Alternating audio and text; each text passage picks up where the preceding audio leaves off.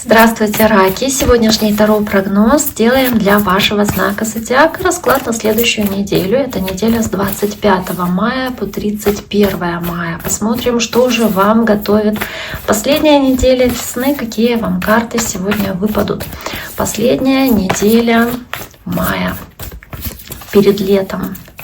Неделя с 25 по 31. Я напоминаю, что это общий таро-прогноз, что он не личный, он не индивидуальный и не претендует на то, чтобы быть таковым. Поэтому, если вам подходит это видео, буду очень за вас рада. Можете написать в ваших комментариях, в ваших отзывах, насколько этот расклад перекликается непосредственно с вашей ситуацией. Итак, раки, смотрим расклад на неделю с понедельника по воскресенье, доставая по одной карте. Сначала из основной колоды, а затем из колоды дополнительной. И посмотрим, какие карты у вас, соответственно, выпадут на каждый день недели. Итак, раки.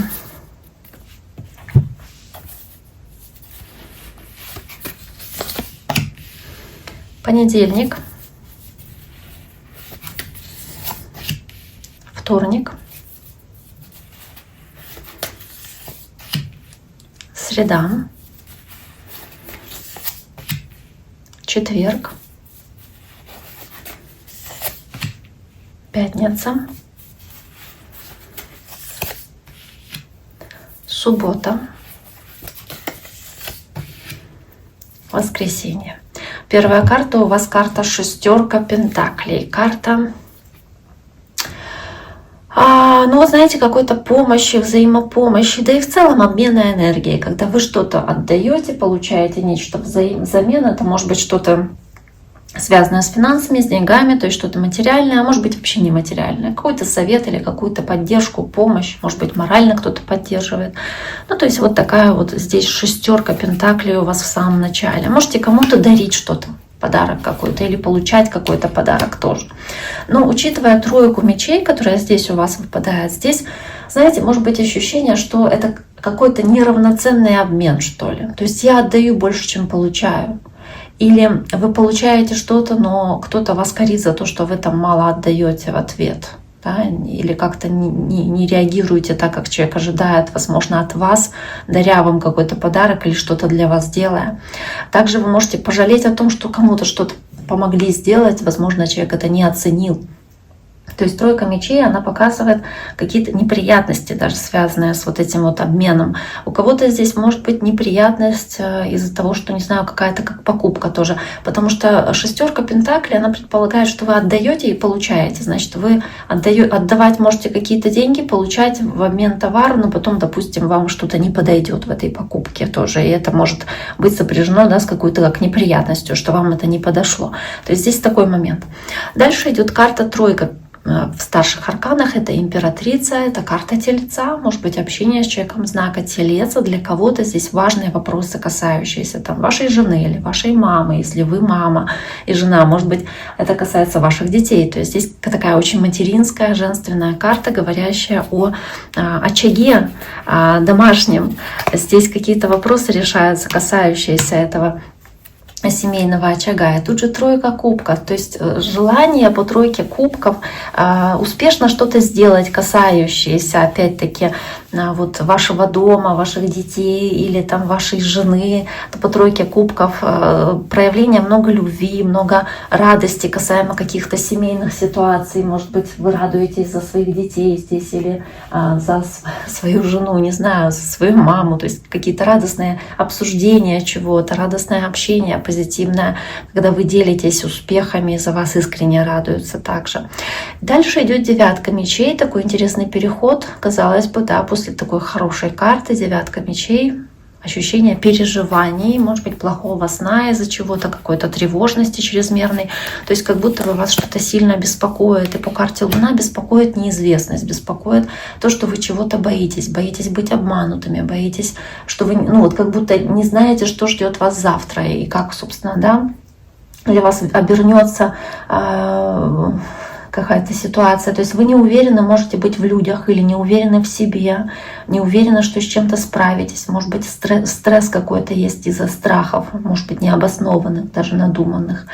Может быть, вы переживаете из-за какой-то утраты здесь, и вам будущее кажется каким-то сумрачным, непонятным. Может быть, плохо спите, может быть, плохо, вот какая-то бессонница, и плохо спите, и поэтому, собственно, да, такие карты. Дальше идет карта принцесса кубков или паж кубков, водная стихия, ваша стихия, водного знака, может говорить про вас как таковых, может также показывать какую-то информацию, которая к вам приходит, и судя по королеве жезлов, которая выпадает в дополнение, она может вас обрадовать или как-то прилив энергии такой дать, да, ощущение радости, энтузиазма по королеве жезлов, какого-то приободрения, что ли.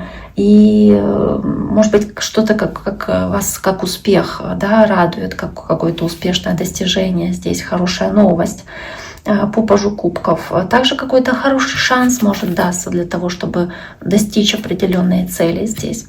Дальше королева мечей. Здесь по королеве мечей, да, это воздушная стихия, это воздушный знак, вроде весов, близнецов или водолеев. И тут же карта башня, и она выпадает у вас как возможность что-то услышать или узнать, может быть, от другого человека, и эта новость может, или какое-то слово сказанное, или что-то такое может вас ранить, обидеть, потому что мечи, они острые такие, достаточно конфликтные, плюс это больше о разговорах или о какой-то идее, которая высказывается.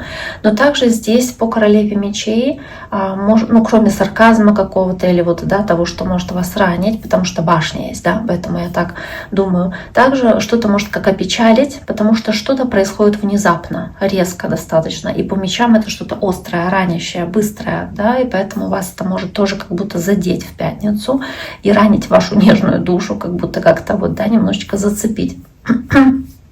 Но также королева мечей, она что-то может отсекать и разрушать. То есть что-то может ломаться, отсекаться, уходить из вашей жизни. Но вы достаточно здесь смело настроены, категорично и готовы, если что, с чем-то попрощаться. Дальше идет карта тройка кубков, карта изобилия, которая у вас уже была во вторник. И здесь же она выпадает у вас в субботу, показывая радость и позитивное общение, но тут же пятерка кубков. То есть вы здесь можете что-то обсуждать с другими людьми. И несмотря на такую позитивную, казалось бы, карту, если есть пятерка кубков тут, то несмотря на вот, да, всю радость от этого, как будто бы, да, от этой карты, от тройки кубков. Но вот здесь вот может быть дружеское общение, где вы обсуждаете какие-то свои семейные проблемы или какие-то домашние проблемы. Возможно, вы здесь по этой карте, знаете, вот как будто сначала радуетесь чему-то, но понимаете, что все равно успех это не несет в глобальном понимании, да, это какой-то сиюминутный успех, что это не решает какую-то вашу основную проблему. То есть все равно ощущение печали, разочарования, горечи, что что-то не сложилось так, как вам бы хотелось, как вы планировали или как вы обсуждали это ранее, там со своими знакомыми, друзьями. То есть что-то не совсем так идеально, как вам хочется. И карта четверка кубков, которая показывает человека разочарованного, смотрящего на вот эти кубки, ощущение апатии, уныния, что что-то не получилось, как хотелось бы вам. Да? Вам дается другая возможность, вам дается какой-то другой путь, другое предложение, которое имеет смысл рассмотреть.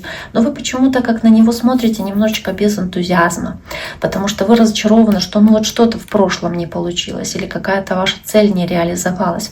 И по верховной жрице вам нужна мудрость здесь для того, чтобы принять эту новую возможность, новую какую-то дверь открыть, новый этап начать в вашей жизни. И по верховной жрице делать это спокойно, размеренно и, собственно, с гармонией с собой, в гармонии с окружающими. То есть, может быть, даже здесь, если что-то предлагается вам, не рассказывать о том, что вы принимаете это предложение всем вокруг и всем подряд. Возможно, стоит о чем-то молчать здесь, о каком-то новом шансе, который вам выпадает, даже если вы его принимаете, да, эту возможность, не рассказывать всем подряд об этом.